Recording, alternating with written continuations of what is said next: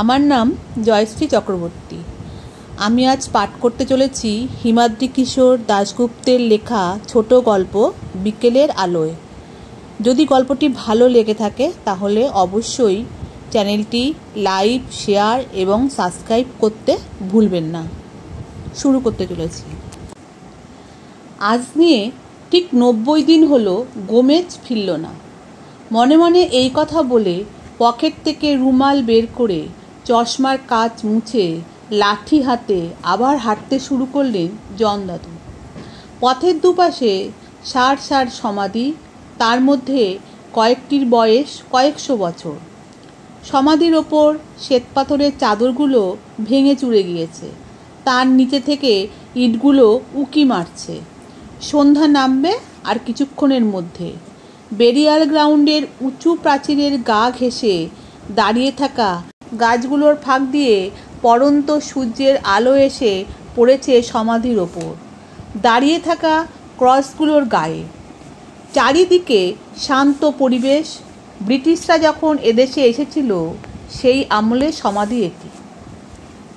জন দাদুর পিতা পিতামহ এই গ্রামেরই চেনা অচেনা অনেক মানুষই আজ ঘুমাচ্ছেন ওই সমাধির তলায়। জায়গাটা বড় প্রিয় জন দাদুর।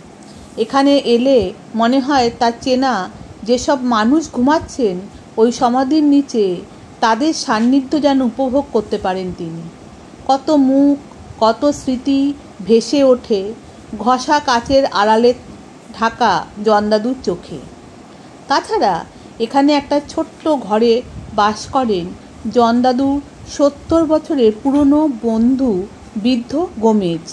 বিশেষতই তার টানেই অনেক বছর ধরে রোজ বিকেলে এখানে হাজির হন জন দাদু। তিনি চলে যাওয়ার আগের দিনও প্রতিদিনের মতো বিকেল থেকে সন্ধ্যা পর্যন্ত এখানে ঘুরে বেরিয়েছেন তারা। যাওয়ার আগে তিনি বলে গিয়েছিলেন সপ্তাহখানেকের মধ্যেই গোয়া থেকে ফিরে আসবেন, কিন্তু এখনও তিনি ফেরেননি। সমাধিক্ষেত্রে ঢোকার পর ডান পাশে যে ছোট্ট ঘরটি আছে, রোজ বিকেলে এসে সে ঘরটার দরজার দিকে বড় আশা নিয়ে তাকান জন দাদু, কিন্তু সে ঘর তালাবন্ধ থাকে। মনে মনে একবার হিসাব করে নেন ঠিক কতদিন হলো। তারপর আবার হাঁটা শুরু করেন। সন্ধ্যা নামার আগে পর্যন্ত তিনি একলাই ঘুরে বেড়ান বিরাট এই সমাধিক্ষেত্রের চারপাশে। তারপর এই আশা নিয়ে ফিরে যান, নিশ্চয়ই কাল বন্ধুর সঙ্গে দেখা হবে। গোয়ায় ভাইপোর বাড়ি থেকে নিশ্চয়ই ফিরে আসবেন তিনি। সেদিনও একলাই হাঁটতে লাগলেন জন দাদু। সমাধিক্ষেত্রের মাঝখান দিয়ে রাস্তা চলে গিয়েছে সামনের দিকে। কদিন হলো বর্ষা নেমেছে, এর মধ্যে লম্বা লম্বা ঘাস জন্মে গিয়েছে রাস্তার পাশে আর সমাধিক্ষেত্রের ফাঁকে। গোমেজ নেই, তাই ঘাসগুলো পরিষ্কার করার লোকও নেই। গোমেজই এই সমাধিক্ষেত্রের রক্ষক। তিনি সমাধিক্ষেত্রের মাটি খোঁড়েন, এই স্মৃতির বাগানে যেসব ছোট বড় গাছ আছে তাদের পরিচর্যা করেন, জঙ্গল সাফ করেন। এক কথায় তিনিই হলেন এখানকার সব কিছু। হাঁটতে হাঁটতে জন দাদু এসে হাজির হলেন সমাধিক্ষেত্রের শেষ প্রান্তে। প্রাচীরের ধারে দুটো বিরাট দেবদারুর গাছ কয়েক হাত দূরত্বে পাশাপাশি দাঁড়িয়ে আছে। তাদের বয়স মনে হয় জন দাদুর চেয়েও বেশি। ছেলেবেলা থেকেই গাছ দুটোকে একইভাবে দেখে আসছেন তিনি। পাশাপাশি ওই গাছ দুটোই নিচেই ঘুমাবেন দুই বন্ধু। এই ব্যাপারটা আগে থেকেই ঠিক করে রেখেছেন তারা। বয়স তো দুজনেরই কম হলো না, 80 পেরিয়ে গিয়েছে। দিন তো শেষ হয়ে এলো। সেখানে এসে দাঁড়িয়ে পড়লেন জন দাদু। তাকালেন গাছগুলোর নিচে। একটা গাছের নিচে রয়েছে কাঠের পাটাতন, তার তলায় খোঁড়া রয়েছে একটা সমাধির গর্ত। গোমেজ আগেভাগেই তার নিজের জন্য খুঁড়ে রেখেছেন গর্তটা। এই বয়সেও তিনি এত সুন্দর গর্ত করেন যে এই তল্লাটে এ কাজ তার মতো কেউ করতে পারে না। মাস চারেক আগে তিনি এই গর্তটা খুঁড়েছিলেন। সেদিন জন দাদু তাকে জিজ্ঞাসা করেছিলেন, তোমার কাজটা যে আগেভাগেই সেরে রাখছো বড়। তার কথা শুনে গোমেজ বলেছিলেন, যদি তুমি আগে যাও তাহলে তোমারটা নয় আমি খুঁড়ে দেবো, কিন্তু আমি যদি যাই তাহলে আমারটা কে খুঁড়বে শুনি। তাই আমার কাজটা নিজেই এখন সেরে রাখছি। তা তেমন হলে শুধু ওপর থেকে মাটি ফেলে দেব। এই কথাটা মনে পড়ে গেল জন দাদু। তিনি গিয়ে দাঁড়ালেন পাটাতনে ঢাকা সমাধিক্ষেত্রের সামনে। বর্ষার জলে ভেজা কাঠে উই ধরেছে। হাতের লাঠি নিয়ে জন দাদু উইয়ের বাসাগুলো ভাঙতে লাগলেন। হঠাৎ কেন জানি মনে হলো গোমেজের সঙ্গে হয়তো তার আর দেখাই হবে না। রাত হলেই ইদানিং তার বুকের ব্যথাটা আবার বাড়ছে।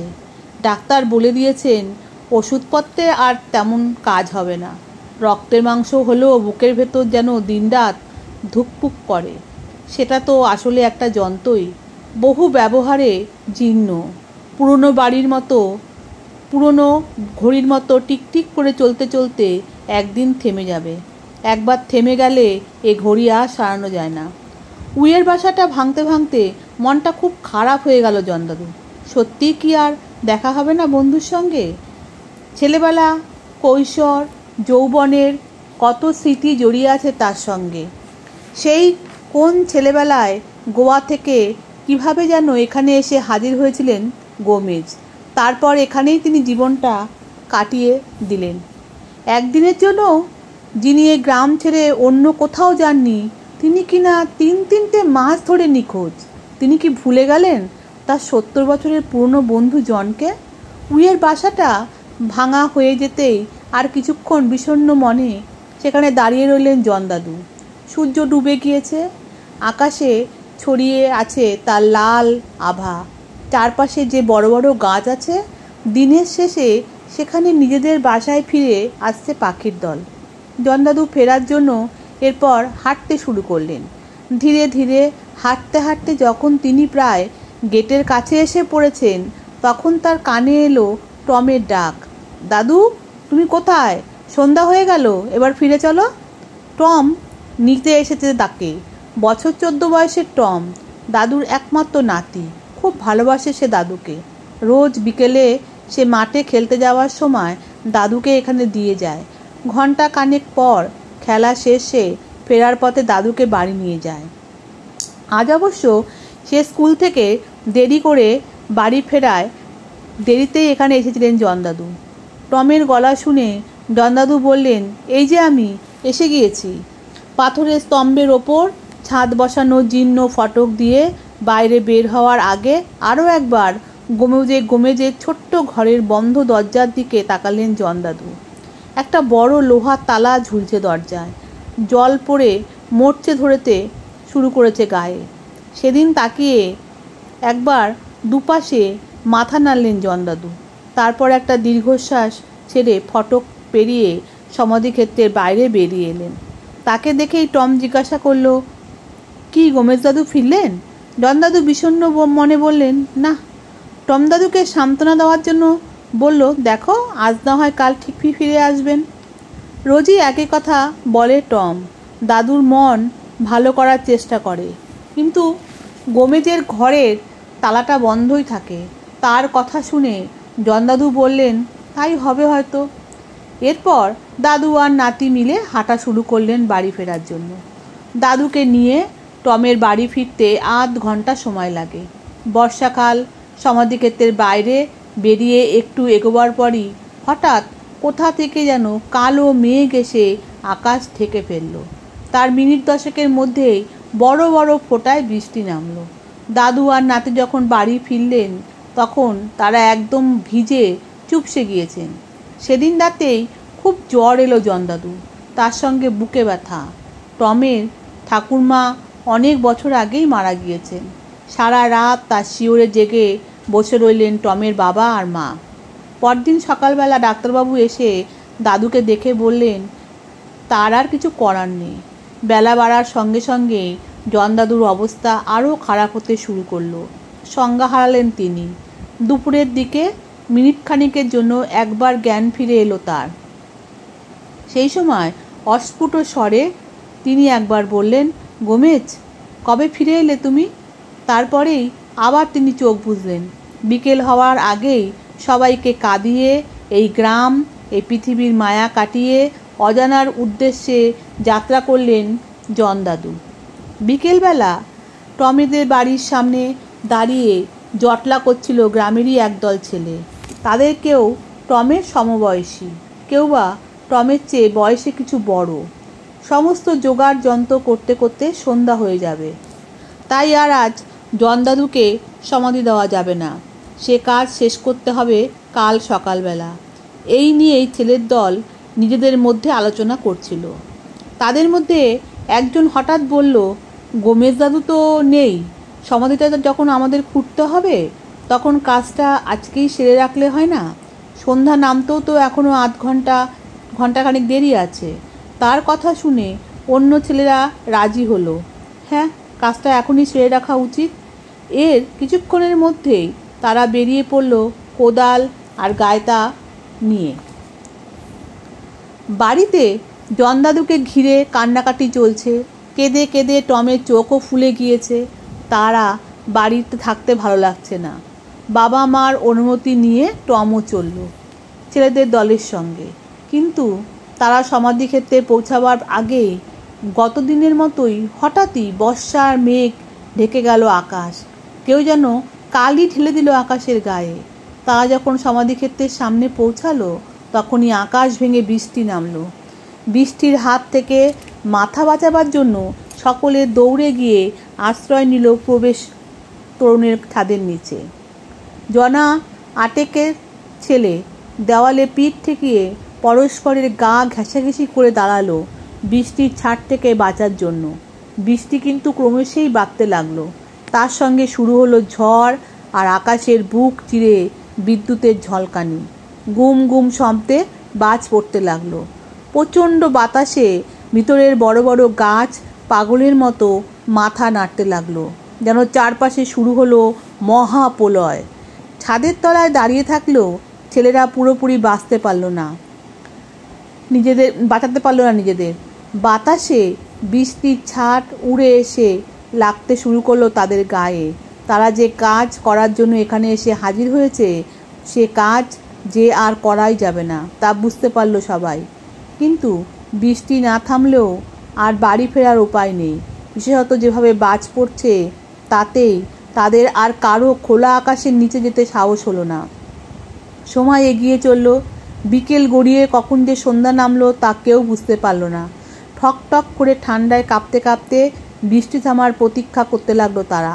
সবাই নিজেদের মধ্যে কথা বলতে লাগলো। আর টম চুপচাপ দাঁড়িয়ে ভাবতে লাগলো দাদুর কথা। রোজ দাদুকে বিকেলবেলায় এখানে নিয়ে যেত টম। কাল বিকেল থেকে এ কাজ আর করতে হবে না। ঘন্টা তিনেক পর একসময় বৃষ্টি ধরে এলো। যদিও মাঝে মাঝে কালো আকাশের বুক চিরে বিদ্যুৎ চমকাচ্ছে। হয়তো একটু পরেই আবার বৃষ্টি নামবে। অন্ধকারের মধ্যে তো আর মাটি খোঁড়া সম্ভব নয়। কাছেই বৃষ্টি নামার আগেই তাড়াতাড়ি বাড়ি ফিরতে হবে। চারপাশ জল জমে গেছে। তার মধ্যে দিয়ে ছপ ছপ করতে করতে টম অন্যদের সঙ্গে পা বাড়ালো সমাধিক্ষেত্রের বাইরে যাওয়ার জন্য। ঠিক সেই সময় সমাধিক্ষেত্রের ভেতর দিক থেকে একটা অস্পষ্ট শব্দ ভেসে এলো টমের কানে। শব্দটা কানে গিয়েছিল টমের পাশে হাঁটতে থাকা একটা ছেলেরও। দুজনে থমকে দাঁড়িয়ে পড়ল। ও কিসের শব্দ? দুজনকে দাঁড়িয়ে পড়তে দেখে অন্যরাও থেমে গেল। তাদের একজন টমকে জিজ্ঞাসা করলো, কি হলো? টম বলল, কেমন একটা শব্দ শুনতে পাচ্ছি। তার কথা শুনে কান খাড়া করলো সকলে। হ্যাঁ, একটা শব্দ ভেসে আসছে সমাধিক্ষেত্রের শেষ প্রান্ত থেকে। শব্দটা কিসের তা বোঝার চেষ্টা করতে লাগলো সকলে। এত রাতে অন্য কিসের শব্দ হতে পারে এখানে? দলের মধ্যে যে একজন একটু ভীতু গোছের ছেলে ছিল তারা হাত দিয়ে বুকে ক্রস আঁকলো। একজন হঠাৎ বলল, সমাধিতে চোরের দল ঢোকেনি তো এখানে? গত মাসেই তো পাশের গ্রামে সমাধিক্ষেত্রের একটা গর্ত খুঁড়ে কারা যেন হাড় গোড় তুলে নিয়ে গিয়েছে বলে শুনেছি। এ খবরটা ছেলেদের মধ্যে আরও কয়েকজনের জানা। কাজেই সমাধি চোরের কথাটা বাকিরা কিন্তু উড়িয়ে দিতে পারল না। শব্দটা হয়েই চলেছে। একজন বলল, তাহলে চল দেখা যাক না ব্যাপারটা কি। অন্য একজন বলল, কিন্তু যদি চোরের কাছে হাতিয়ার থাকে? আর একজন একটা কথা শুনে বলল, আমাদের কাছেও তো গাইতি কোদাল আছে, এত ভয়ের কি আছে? মিনিট দুয়েক আলোচনার পর শেষ পর্যন্ত তারা সিদ্ধান্ত নিল একবার দেখে নেওয়া যাক ব্যাপারটা। সন্তর্পণে কোদাল গাইতি নিয়ে অন্ধকারে তারা এগোতে লাগলো শব্দের দিকে। টমের বাড়ি ফিরে যাওয়ার ইচ্ছা ছিল, কিন্তু অগত্যা সেও সকলে পিছু পিছু হাঁটতে শুরু করলো। প্রচণ্ড বৃষ্টিতে মাটি ভিজে গিয়েছে, পা বসে যাচ্ছে কাদামাটিতে। দুপাশে ছোটোখাটো গাছ ঝোপ জঙ্গল নুয়ে পড়ছে পথের মধ্যে। চারপাশে জমাট অন্ধকার, শুধু মাঝে মাঝে যখন বিদ্যুৎ চমকাচ্ছে তখন তার আলোয় আবছা ফুটে উঠেছে সমাধিক্ষেত্রের মাথার ওপর জেগে থাকা সাদা পাথরের ক্রসগুলো। জলকাদা আর ঘাসের জঙ্গল ভেঙে টমেরা এগোতে লাগলো। কিছুক্ষণ পর তারা বুঝতে পারল শব্দটা ভেসে আসছে সমাধিক্ষেত্রের শেষ প্রান্তে যে দেবদারু গাছ দুটো আছে তার কাছ থেকে। ওই জায়গাতেই তো জন্দাদুর সমাধির গর্ত করার কথা। আর আরও কয়েক পা সেদিকে এগোবার পর তারা এও বুঝতে পারল শব্দটা আসলে মাটির ওপর কোদাল চালানোর শব্দ। ঝপ ঝপ শব্দে দ্রুত মাটি কেটে চলেছে কেউ। কে ওখানে? ধীরে ধীরে এগিয়ে সকলেই গিয়ে দাঁড়ালো একটা গাছের মোটা গুঁড়ির আড়ালে। অন্ধকারের মধ্যে দেবদারু গাছের নিচে একটা অস্পষ্ট অবয়ব চোখে পড়ল। টম আর তার সঙ্গীদের। যে দেবদারু গাছের নিচে জন্দাদুর জন্য গর্ত কাটার কথা, সেখানেই মাটি খুঁড়ে চলেছে লোকটি। গাছের আড়ালে দাঁড়িয়ে সবাই ভাবতে লাগলো, লোকটি কে? টমদের দিকে পিছন ফিরে মাটি কাটছে সে। হঠাৎ একটা ঘটনা ঘটল। একটা ছেলে ভালো করে দেখার জন্য একটু সরে দাঁড়াতে গিয়ে কাদামাটিতে পা পিছলে ধপ করে মাটিতে পড়ে গেল। আর তার সঙ্গে সঙ্গেই থেমে গেল মাটি কাটার শব্দ। টমের মনে হলো যেন ফিরে দাঁড়ালো লোকটি। ঠিক সেই মুহূর্তে অন্ধকার আকাশের বুক চিরে বিদ্যুৎ চমকালো। তার আলোর মুহূর্তের জন্য সামনের অন্ধকার কেটে গেল। টমেরা দেখতে পেল তাদের দিকে তাকিয়ে আছে কোদাল হাতে দীর্ঘদেহী একজন লোক। তার মাথার চুলগুলো সনের মতো সাদা। ঘাট থেকে হাঁটুর নিচ পর্যন্ত নেমে আসা কালো কোটটি বৃষ্টিতে ভিজে গায়ের সঙ্গে লেপ্টে আছে। একটা মুহূর্ত মাত্র, কিন্তু তার মধ্যেই টম চিনে ফেলল তাকে। সে বলে উঠল, আরে উনি যে গমেশ দাদু। টমের কথা শেষ হতে না হতেই কাছেই কোথায় যেন প্রচণ্ড শব্দে বাজ পড়ল। কেঁপে উঠল ছেলের দল। টম এবার চিৎকার করে বলল, গমেশ দাদু, কবে ফিরলেন আপনি?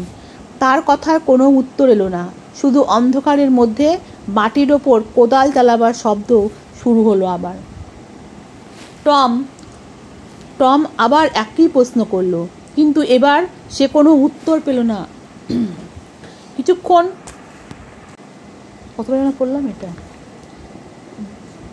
চিৎকার করে বলল, গমেশ দাদু, কবে ফিরলেন আপনি?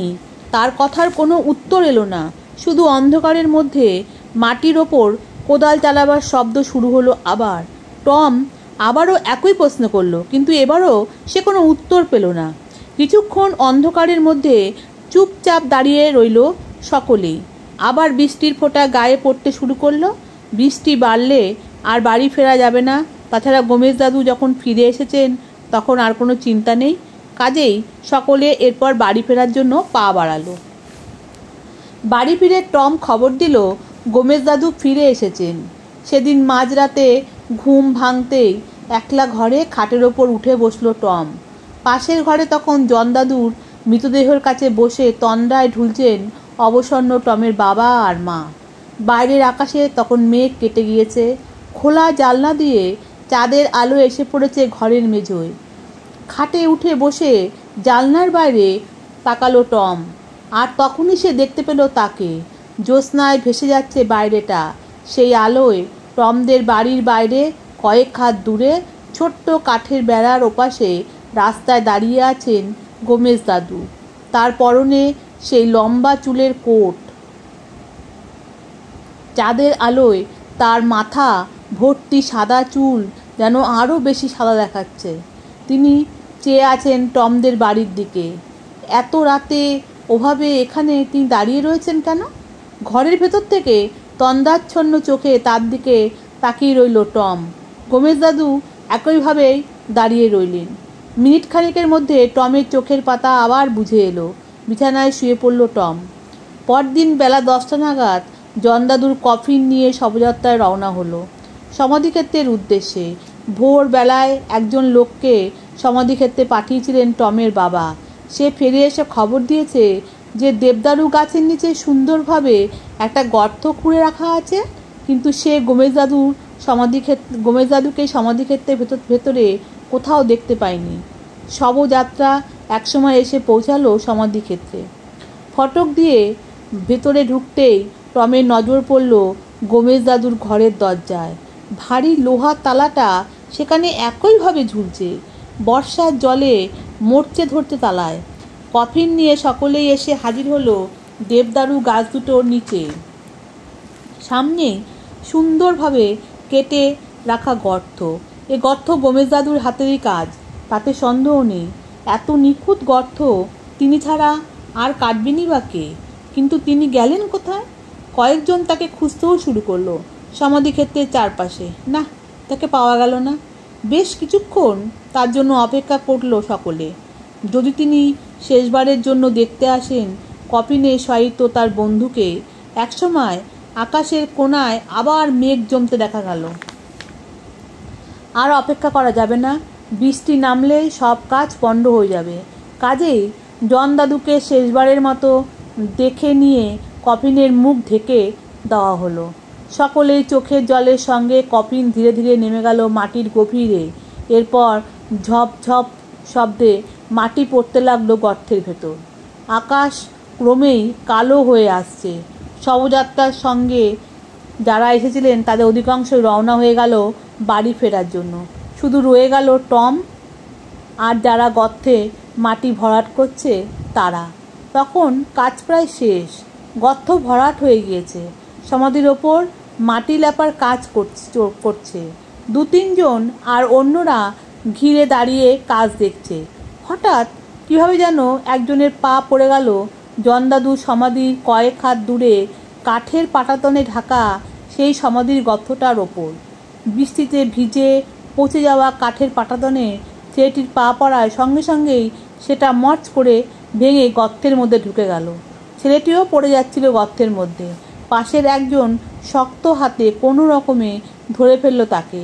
গর্তের মুখটা ফাঁকা হয়ে গিয়েছে। বৃষ্টির জলে অর্ধেক ভর্তি হয়ে আছে গর্তটা।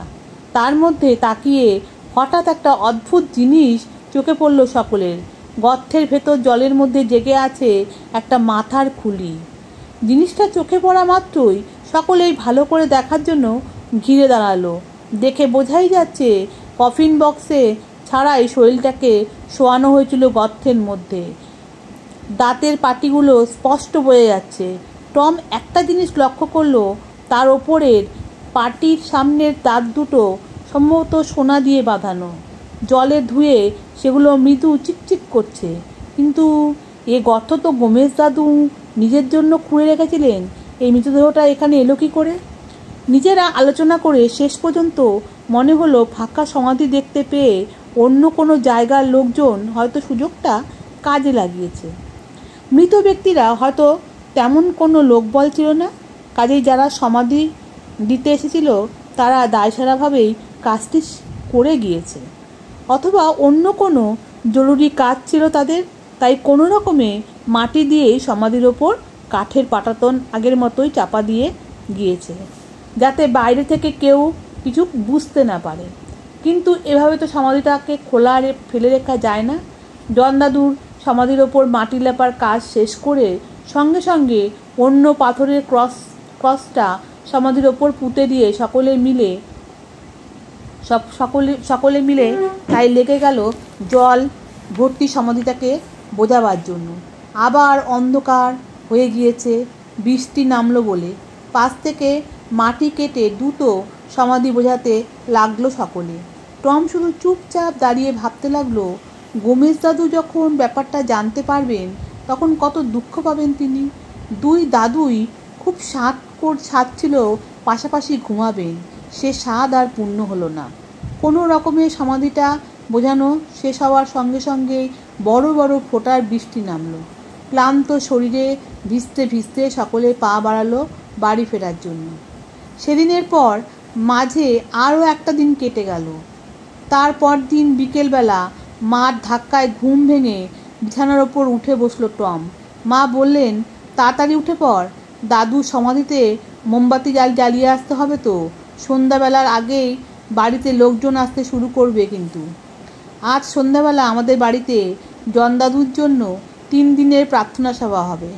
বেশ কিছু আত্মীয় প্রতিবেশী আসবেন তাদের বাড়িতে, সামান্য কিছু আপ্যায়নের ব্যবস্থাও করা হয়েছে তাদের জন্য। টম বাবার সঙ্গে সারা সকাল ব্যস্ত ছিল সেই কাজে। শেষে দুপুরে সে বিছানায় এসে শুয়েছিল। মার কথা শুনে বিছানা ছেড়ে নেমে পড়ল টম। মুখ হাত ধুয়ে মার কাছ থেকে একটা বড় মোমবাতি নিয়ে বাড়ি ছেড়ে রওনা হলো সমাধিক্ষেত্রের উদ্দেশ্যে। 2-3 দিন টানা বৃষ্টির পর আজ সকাল থেকে আর বৃষ্টি হয়নি। বৃষ্টির পর গাছের পাতাগুলো বিকেলের আলোয় আরও সবুজ বলে মনে হচ্ছে। পথের পাশে ঝোপঝাড়গুলো থেকে বুনো ফুলের মিষ্টি এসে লাগছে টমের নাকে। এই পথ ধরে রোজ সব বিকেলে টম দাদুকে পৌঁছে দিত সমাধিক্ষেত্রে। আজ সে চলেছে একা দাদুর সমাধিতে বাতি জ্বালাতে। এই পথ, দুপাশের গাছপালা, বিকেলের আলো, পাখির ডাক, সব কিছুই একই রকম আছে। নেই শুধু জন দাদু। মনটা বিষণ্ণ হয়ে গেল টমের। তার কাছে কয়েকটা পয়সাও ছিল। রাস্তার পাশে একটা দোকানে গিয়ে দেশলাই কিনল টম। দোকান ছেড়ে বেরিয়ে প্যান্টের পকেটে দেশলাইটা রাখতে গিয়ে পকেটের ভেতরে কি একটা জিনিস হাত ঠেকল টমের। কি এটা? টম পকেট থেকে বের করে আনলো একটা খাম। খামটা দেখেই টমের মনে পড়ে গেল আজ সকালেই পোস্টম্যান এসে দিয়ে গিয়েছেন সেটা। তখন টম কি একটা কাজে বাড়ির বাইরে যাচ্ছিলেন। খামটা সে পকেটে রেখেই গিয়েছিল। তারপর আর খেয়াল ছিল না খামের কথা। হাঁটতে হাঁটতে খামটা আবার পকেটে ঢোকাতে গিয়ে হঠাৎ একটা জিনিস চোখে পড়ায় থেমে গেল টম। আরে, এ চিঠি, যে জনদাদুর উদ্দেশ্যে লেখা। কে লিখেছে চিঠিটা? তার নামে তো কোনো চিঠি আসে না। টম কৌতূহলী হয়ে পথের পাশে দাঁড়িয়ে পড়তে শুরু করলো চিঠিটা। চিঠির তারিখটা মাস 2 আগে। তাতে খুদে হস্তাক্ষরে লেখা, প্রিয় জন খুড়ো, আশা করি ঈশ্বরের কৃপায় আপনি কুশলে আছেন। অত্যন্ত দুঃখের সঙ্গে আপনাকে জানাচ্ছি যে আমাদের গোমেজ খুড়ো, আপনার প্রিয় বন্ধু, আর আমাদের মধ্যে নেই। 3 দিন আগে তিনি প্রয়াত হয়েছেন। এখানে আসার পর তিনি সুস্থই ছিলেন। কয়েক সপ্তাহ আগে তিনি স্থানীয় এক দাঁতের ডাক্তারের কাছে গিয়ে সোনা দিয়ে 2টো দাঁত বাঁধান। এরপরেই তার এখান থেকে ফিরে যাওয়ার কথা ছিল, কিন্তু দাঁত বাঁধানোর পরেই হঠাৎ অসুস্থ হয়ে পড়েন তিনি। ডাক্তারের চেষ্টা সত্ত্বেও ধীরে ধীরে মৃত্যুর দিকে এগিয়ে যান তিনি। মৃত্যুশয্যায় বারবার বলেছিলেন আপনার কথা। তার শেষ ইচ্ছা ছিল মৃত্যুর পর তার দেহ যেন আপনাদের গ্রামের সমাধিক্ষেত্রে সমাধি দেওয়া হয়। দূরত্ব ও আর্থিক অসুবিধার কারণে সে কাজ আমাদের পক্ষে করা সম্ভব ছিল না। অত্যন্ত দুঃখের সঙ্গে জানাচ্ছি যে এখানেও তার মরদেহ আমরা সমাধি দিতে পারিনি। ব্যাপারটা সংক্ষেপে এই রকম, 3 দিন আগে প্রচণ্ড ঝড় বৃষ্টি আর সেই সঙ্গে সমুদ্রে প্রবল জলোচ্ছ্বাস হয়। সমুদ্রের জল ঢুকে পড়ে সমাধিক্ষেত্রে। তার হাত থেকে বাঁচার জন্য আমরা কফিনটাকে নামিয়ে রেখে সমাধিক্ষেত্রের এক কোণায় একটি ঘরের মধ্যে আশ্রয় নিই। কিছুক্ষণের পর ঝড় বৃষ্টি একটু থামলে আমরা ফিরে গিয়ে দেখি কফিন বাস্কটা কাত হয়ে পড়ে থাকলেও গোমেজ খুড়োর শরীর তার মধ্যে নেই। চারপাশে আর তার সন্ধান পাইনি আমরা। আমার ধারণা সমুদ্র অন্য কোথাও ভাসিয়ে নিয়ে গিয়েছেন তার শরীর। গোমেজ খুড়োর চলে যাওয়ার দুর্ভাগ্যজনক সংবাদ আপনাকে জানাতে হলো বলে আমাকে মার্জনা করবেন। ঈশ্বরের কাছে আপনার নিরোগ দীর্ঘায়ু কামনা করি। ইতি হতভাগ্য স্টিফেন গোমেজ, ওল্ড চার্চ, গোয়া। চিঠিটা পড়ার পর কিছুক্ষণ রাস্তার পাশে থমকে দাঁড়িয়ে রইল টম। তার মনে পড়ে গেল জন দাদুর সমাধির পাশে গোমেজ দাদুর জন্য খুঁড়ে রাখা গর্তের জলকাদার মধ্যে ভেসে থাকা সেই মুখটার কথা। কয়েক মুহূর্ত কি যেন চিন্তা করলেন টম। তারপর সে আবার দোকানে ফিরে গেল। সে আর একটা মোমবাতি কিনলো সেখান থেকে, আরও একটু দড়িও চেয়ে নিল দোকানির কাছ থেকে। তারপর পা বাড়ালো সমাধিক্ষেত্রের দিকে। সমাধিক্ষেত্রে আর কোনো মানুষ নেই, শুধু মাঝে মাঝে ভেসে আসছে পাখির ডাক। টম প্রথমে গিয়ে হাজির হলো দেবদারু গাছ দুটোর কাছে। কিন্তু কিছু দূরে বুনো গোলাপের ঝাড় থেকে মিষ্টি গন্ধ ভেসে আসছে। মোমবাতি দেশলাই মাটিতে নামিয়ে রেখে দূরের একটা গাছ থেকে শক্ত দুটো ছোট ডাল ভেঙে আনলো সে। ডাল দুটোকে আড়াআড়ি করে ক্রসের মতো বেঁধে সে পুঁতে দিল জনদাদুর পাশে সমাধির মাটির ঢিপির ওপর। তারপর কিছু বুনো গোলাপ তুলে এনে তার পাপড়ি ছড়িয়ে দিল সমাধি দুটোর ওপর। শেষে মোমবাতি দুটো জ্বালিয়ে একটা একটা করে বসিয়ে দিল সমাধি দুটোর সামনে। কাজ মিটে যাওয়ার পর সমাধি দুটোর মাঝখানে দাঁড়িয়ে মাথা নিচু করে টম কয়েক মুহূর্ত শ্রদ্ধা জানালো মাটির গভীরে শুয়ে থাকা মানুষ দুটোর প্রতি। তারপর পা বাড়ালো ফিরে যাওয়ার জন্য। ধীরে ধীরে হাঁটতে হাঁটতে টম এসে হাজির হলো সমাধিক্ষেত্রের বাইরে যাওয়ার তোরণের সামনে। বাইরে পা রাখার আগে সে শেষবারের জন্য একবার ফিরে তাকালো দূরের দেবদারু গাছ দুটোর দিকে। বাতাসে মৃদু মৃদু দুলছে গাছ দুটো। তাদের ফাঁক দিয়ে চুইয়ে আসা শেষ বিকেলের আলোয় গাছ দুটোর নিচে হাত ধরাধরি করে দাঁড়িয়ে আছেন দুজন বৃদ্ধ মানুষ। তারা যেন হাসছেন টমের দিকে তাকিয়ে।